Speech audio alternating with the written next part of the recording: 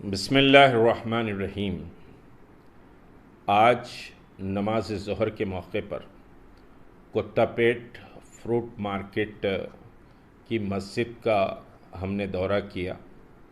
इस दौरे में तहरीक मुस्लिम शबान के मेरे साथी और रफ़ीक़ कार मौजूद थे। और सबसे हैरत की बात यह है कि मस्जिद को जाने के लिए पुलिस वहाँ रुकावटें खड़ी कर रही है और कोई सवारी को मस्जिद तक जाने की इजाज़त नहीं दी जा रही है और जो लोग आ रहे हैं उनके नाम रजिस्टर में लिखकर मस्जिद को छोड़ा जा रहा है। इसके माना ये है कि पुलिस गैर महसूस तरीक़े से उस मस्जिद को पहले वीरान करना चाह रही है और उसके बाद शायद मस्जिद को शहीद करने का मंसूबा हुकूमत रखती है। वहाँ दवाखाना बहरहाल समझिए कि तामीर किए जाने की बात चीफ़ मिनिस्टर ने असम्बली में कही है। मुझे इस बात पर बड़ी हैरत और समझिए कि ताज्जुब भी है कि हमारे 2 MLA वहाँ कुत्तापेट मार्केट का दौरा किए और व्यापारियों से बात किए और कोई मस्जिद का दौरा न किए और न मस्जिद के ताल्लुक़ से वहाँ कोई बयान जारी किया गया, न असम्बली में फ्रूट मार्केट की मुंतकिली की जो बात की गई वहाँ पर भी कोई बात मस्जिद के ताल्लुक़ से नहीं की गई। जबकि ये मस्जिद 17 साल से वहाँ क़ायम है और 5 वक्त की नमाज पाबंदी से उस मस्जिद में होती है। 200 ता 300 मुसल्ली वहाँ नमाज के लिए आते हैं। जुमा की नमाज करीब 2000 मुसल्ली वहाँ जुमा की नमाज़ अदा करते हैं। सिर्फ ये मस्जिद फ्रूट मार्केट ही के लोगों की मस्जिद समझिए नहीं है, इसमें कोई शक नहीं कि फ्रूट मार्केट की समझिए कि ज़मीन पर मार्केट कमेटी के परमिशन से 2004 26 समझिए कि रमज़ानुल मुबारक शब क़दर को इस मस्जिद का समझिए कि इनाग्रेशन हुआ था 2004 में और मार्केट कमेटी ने इसको परमिशन दिया था और ये ज़मीन बिलाशुबा इसका किराया बहरहाल समझिए कि हुकूमत को दिया जाता है इस प्लॉट का, जो 1136 स्क्वायर यार्ड पर यह मस्जिद है। अगर मस्जिद को समझिए मेन रोड से अगर आप ज़मीन प्रोवाइड कर देते हैं तो क़रीब मैं समझता हूँ कि 250-300 गज़ ज़मीन समझिए कि इजाफ़ा जाएगी जो मस्जिद के लिए रास्ते का काम करेगी। BSNL का ऑफिस जो समझिए फ्रूट मार्केट को लगा हुआ है उसी की दीवार से लगी हुई ये मस्जिद है और बड़ी मस्जिद है, आबाद मस्जिद है और फ्रूट मार्केट यहाँ से उठने से ये मस्जिद कोई वीरान नहीं होगी। अतराफ़ व अकनाफ़ में जो मुसलमान व्यापारी हैं और जो मुख्तलिफ़ मुसलमान वहाँ दुकानों पे काम करते हैं और फिर दिलसुख नगर समझिए कि एजुकेशन हब है तो वहाँ बहुत से मुस्लिम लड़के भी वहाँ तालीम हासिल करने के लिए आते हैं। ये सब उस मस्जिद के मुसल्ली हैं और वहाँ पर कोई मस्जिद इस वक्त समझिए कि नहीं है, या तो फिर LB नगर को जाना पड़ता है या फिर समझिए कि दिलसुख नगर के बस स्टैंड के बाजू तो मस्जिद भी वहाँ पर नहीं है और उस मार्केट के जितने मुसलमान हैं ये वहाँ इस मस्जिद के मुसल्ली।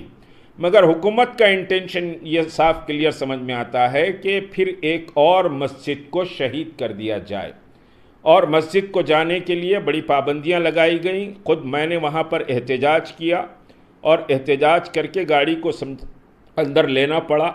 बहुत रुकावटें और बहुत तू मैं के बाद हम मस्जिद पहुँच सके। मस्जिद को जो भी जा रहे हैं वहाँ पर उनके नाम दर्ज किए जा रहे हैं तो एक खौफ का माहौल, डर का माहौल पैदा किया जा रहा है।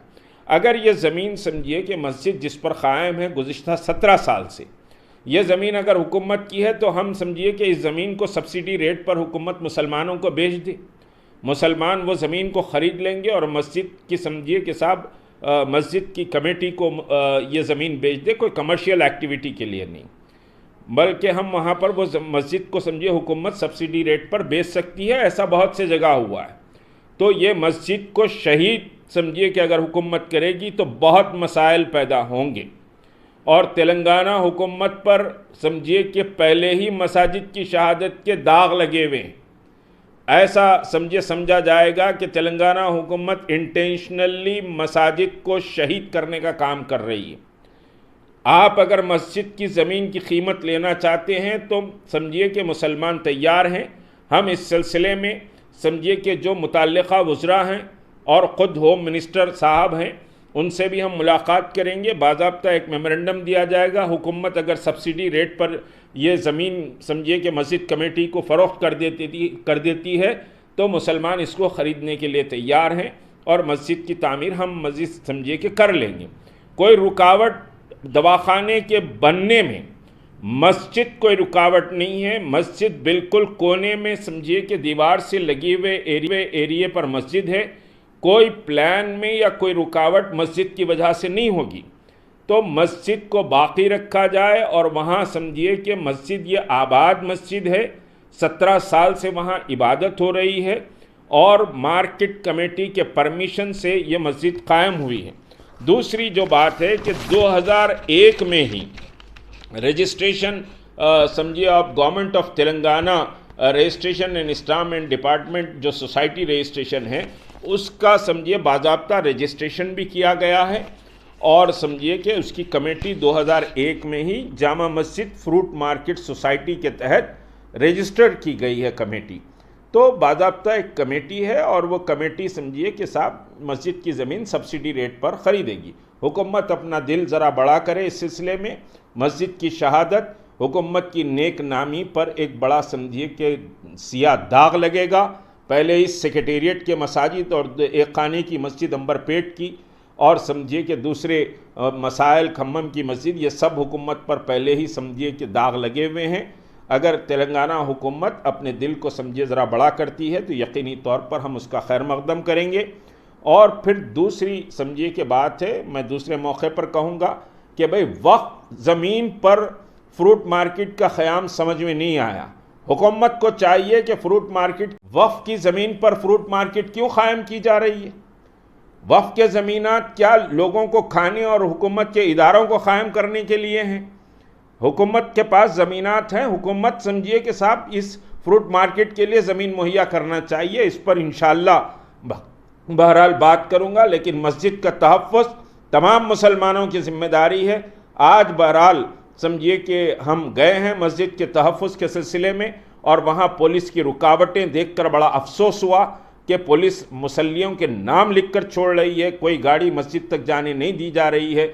इंटेंशन ये है कि इस मस्जिद को शहीद कर दिया जाए।